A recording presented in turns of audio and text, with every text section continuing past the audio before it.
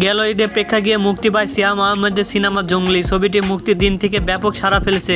এখন পর্যন্ত প্রায় প্রতিটি শো বাড়ছে হাউসফুল।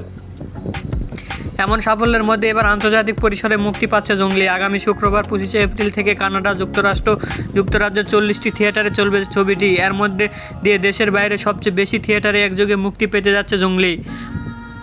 পরিবেশক প্রতিষ্ঠান স্বপ্ন স্কোয়ার ক্রো এর পরিবেশনায় আন্তর্জাতিক পরিসরে মুক্তি পাচ্ছে ছবিটি। এক সংবাদ বিজ্ঞপ্তি প্রতিষ্ঠানটি জানায়, প্রথম সপ্তাহে কানাডার 5টি, যুক্তরাষ্ট্রে 28টি ও যুক্তরাজ্যের 60টি থিয়েটারে চলবে জঙ্গলি। যদিও যুক্তরাজ্যের ছবিটি যৌথভাবে প্রযোজনা করছে রিভেরি ফিল্মস।